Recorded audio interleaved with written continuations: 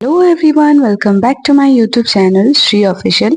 तो आपण मैंने देखुथिबे जे मुझे कौन करूची एक्चुअली आम आसछु अंगनवाड़ी। तो आज आम झील को 1.5 मास हो गला आई मीन 6 वीक्स। आ 6 वीक्स रे बहुत गुड़े वैक्सीन्स नबार थाए।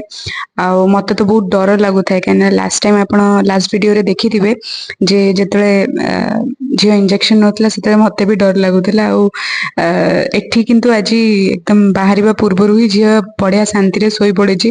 मु खाली देखु थाए सीना किंतु मते डर भी लगु थाए जेतले उठी पड़िबो इंजेक्शन नबो कोन हबो।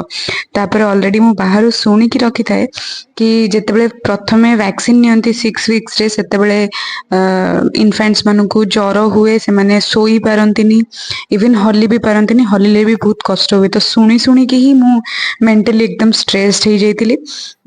किंतु फिर भी साई बाबा को ना नहीं कि मु एकदम स्ट्रांग हो गली आ तापरे नहीं मते स्ट्रांग हवा को पड़िबो नले झियो को किए संभाळिबो बोली मु एकदम मेंटली प्रिपेयर हेकितिली कि जदी मते एकदम राति सारा चेंकी बसिबा को भी पड़े धरिकी तो भी मु बसिबी बोली मेंटली प्रिपेयर हो जाइतिली। प्रथमे ताकू ड्रॉप वाला दिया हला एक्चुअली 5टा वैक्सीन दिया गला 5टा रु 2टा थिला ड्रॉप वाला आउ 3टा थिला इंजेक्शन। आउ इंजेक्शन नवा पूर्वरु जेतेबेले आमे चेक करिथिलु से आसीबा पूर्वरु ही तो जो फर्स्ट वैक्सीन हमर नैतला जन्म परे परे सेटा एकदम माने पाचिकी पूरा पुजिया हो जाइतिला। आ सेटा गोटे हाथ रे ऑलरेडी तार पेन थिला 2 दिन आगरु।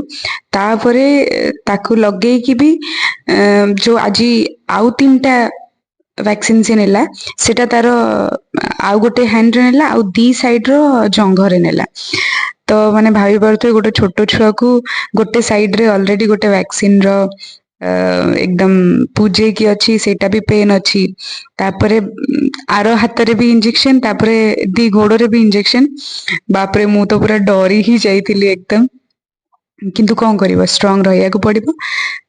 तो मु एकदम स्ट्रांग है कि बसी थाए आपण माने देखि पारुथबे वीडियो रे। एक्चुअली ड्रॉप जितेबेले याकू दौथिले मैडम सेतेबेले ये एकदम बाहर को बाहर कर दुतला। तो या पूर्वरु भी जेतेबेले मु अलग किछि मेडिसिन खुएबा को चेष्टा करथिली तो सेतेबेले भी से बाहर कर दुतला बट मु ट्रिक जानि नथिली। बट आज मैडम जेतेबेले एमती खुएले तो प्रथमे तो मते कहले अरे एमती कोन गाल को कर दोचंदी मते टिके कष्ट हैला। तापरे मु जानली कि नाही एमती करले ही एक्चुअली तांको तंतु भीतर को जीवो मेडिसिन टा सेटु मु ट्रिक जानि गली। तापरे ताकू आसिक मते मेडिसिन भी दवा को पड़ला कहीं वैक्सीन जेहेतु नहीं थिला।